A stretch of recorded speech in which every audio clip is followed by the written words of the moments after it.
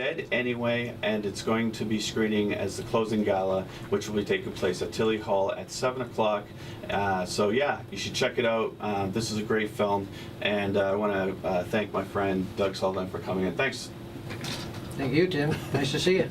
You too. And you know, this is another film in the can for you, and in another film, is this the first feature that you screened at Silver Wave that you directed? That I directed? Yeah, I believe it is, yes. Hadn't thought of that, but you're quite right. Yeah, I didn't think of that till just now myself. Yeah, you've had quite a few films over the years that you've produced and directed, or either or. One of the films that I remember very clearly was very much a watershed project that took place back in the early 90s called Love Potion. And you shot that on 60 millimeter, and it was a project of love that went over a few months. And man, has times changed, eh? Well, they have and they haven't. Yeah. You know, we're still plugging away, trying to get these, trying to do what we do. And I have to ask you, what's the this particular film, Dead Anyway, what was it that drew you to this story?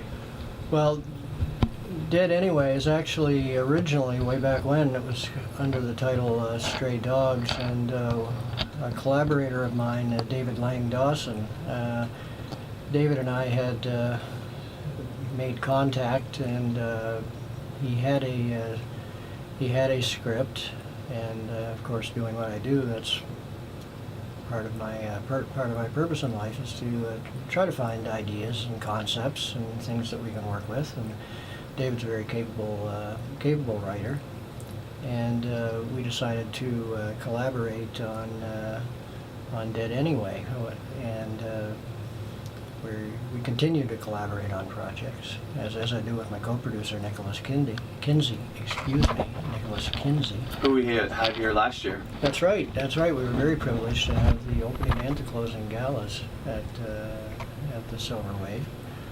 Both projects that Nicholas had directed, that I had co-produced with him. And Dead Anyway kind of carries forward, I guess, a genre that I kind of associate you with, the crime genre.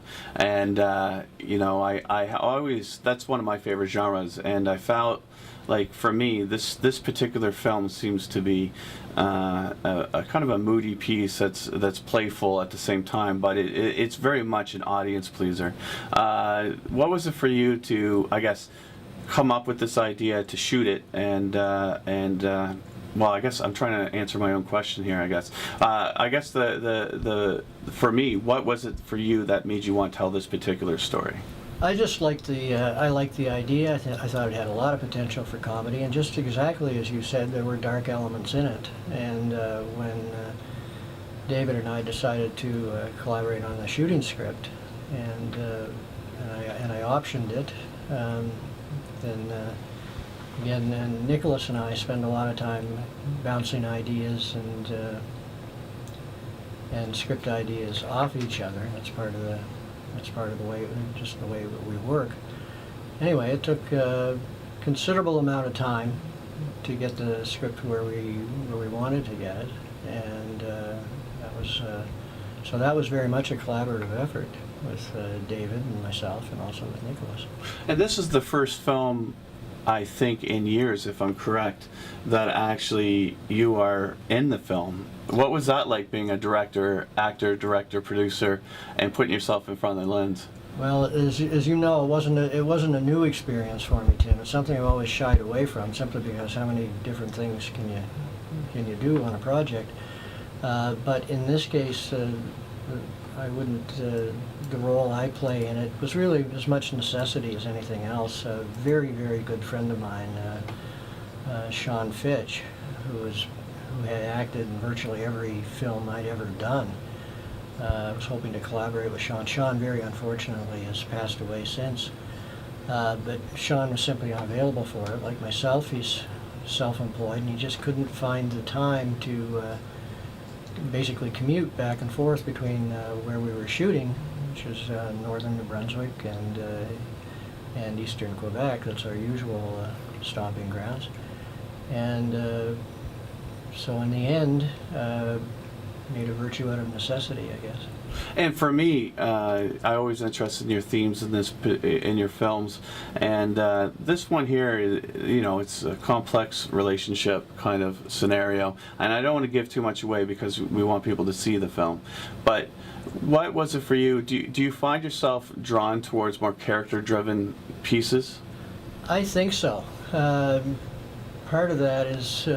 And I'm not exactly sure where it comes from, but that's the way it is. And one of the things I've always been very fortunate in is that we've always had wonderful actors to work with, and I always think of them as actors' movies. Absolutely. I really do. And for you, I just have to say, maybe we could mention who these actors are in this particular film, because they give great performances from what I've saw. They do. Our female lead is Ivana Stojanovic, and Brad Carmichael, who we've worked with before. You're putting me on the spot here, so I'm going to have to give me a minute. Yeah. Yeah. And for me, like the one thing about the films I find is that for people that assume that all films that are shot around here are either art films or comedies. This one has comedy in it, and again, we mentioned that it was a crime genre. But it's one of those films, I think, that has a little bit under the surface, and as we said, there was a bit of a moody element to it. You kind of remind me a little bit of Lakefront, an earlier film that you did. I guess in some ways, I don't think you can do one movie that's entirely different from another movie. I mean, you can, I suppose that you can, but I guess I haven't been doing that. We've got, just while I think of it, while the name flashes across my mind, it's Robert Fleet, Right. who plays our bad guy, which is all, bad guys are great fun. Robert has a lot of fun with the role. And he did a great job in that film. He's a very accomplished actor. He's certainly operated as an actor in quote-unquote Hollywood movies at a higher end of the film chain, and a lot of fun to work with, very creative. And the other name I should mention, and I know darn well I'm going to leave somebody out, Bruce Pringle,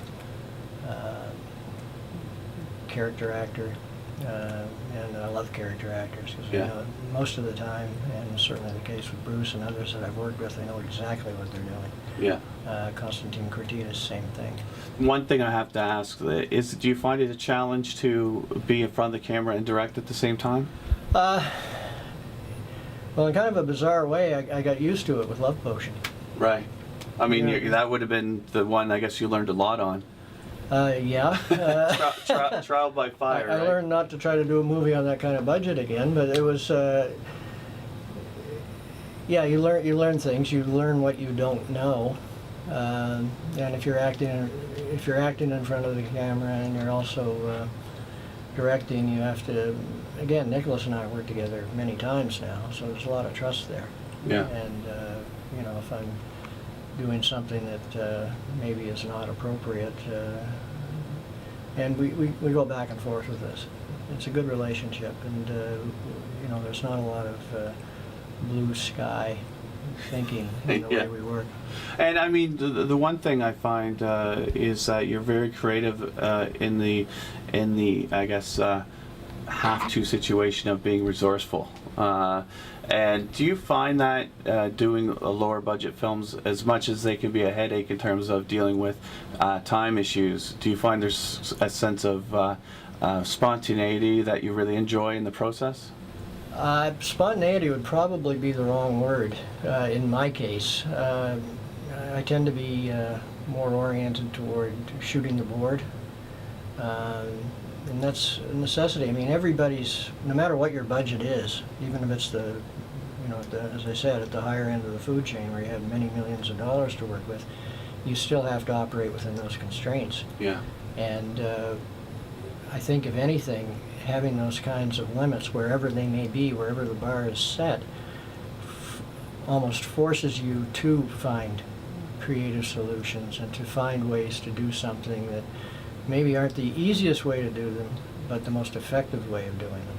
And that's, I don't want to open up a can of worms in terms of a whole other area, because we're here to talk about the film, but that's one of the film co-op mantras, I think, through the years, is to kind of, I think a lot of local filmmakers look up to you in that way, where, you are able to take a professional approach to limited means, but at the same time provide a very entertaining and thoughtful film at the end of it. And for me, I always like seeing your projects, and one of my favorite ones, of course, was seeing The Backup Man when it was screened up at Empire Theaters, which was a very, very much a highlight. We need to get an anthology collection of Doug Sutherland for those of you that haven't seen his work.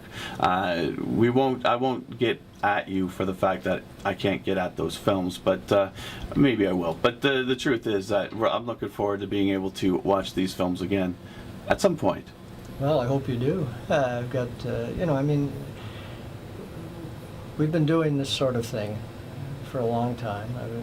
When we first did Love Potion, it was a very small group of people, very, very hardcore. Tony Merzetti, Bill Paisley, Chris Campbell, Lynn Rieger. It was very difficult. But even now, you find yourself working with that core group of people, and that's very important. I agree, and I've been very lucky to have been able to work with you indirectly or directly over the last few years. And I know that we're here to talk about the film, and the film is screening. And by the way, I'm speaking with Doug Sutherland for those who are listening who just tuned in. And this is for the Silver Wave Film Festival, which is taking place from the 7th till the 10th here in Fredericton. And it's a great opportunity to check out local filmmakers and projects, also from away as well. There's a whole variety of films that are going to be shown, but today we are talking about the closing gala film which Doug Sutherland has written and directed, and it's called Dead Anyway. It's going to be on Sunday, November 10th at 7 o'clock, and it's at Tilly Hall right here on campus. It's a fun movie. I think it is. It's got dark elements to it, and that's just the way that the script has driven us. But at the same time, I don't feel like it's overwhelmingly dark. I just feel that it has a sense of realism that allows people to be able to associate with the characters, I think, intuitively. And a lot of the credit for that belongs to the actors. Yeah. They've done very nice work on it, and it's. As with all of us, they do it because they love to do it. They're professionals, but through the years, we've been very, very fortunate with the actors that we've worked with, both the ones based here in New Brunswick and the ones based elsewhere. Right. Well, on that note, I want to thank you for coming on, Doug. I always appreciate it. We've been listening to Doug Sutherland talking about his upcoming film that's going to be screened at Silver Wave. Again, I'm just going to remind people it's called Dead Anyway, and it's going to be shown on Sunday. It's the closing gala, November 10th, and it's at Tilly Hall. So anyone who wants to check it out, you should, and you can get more information on the Silver Wave website and find out what else is happening on this festival.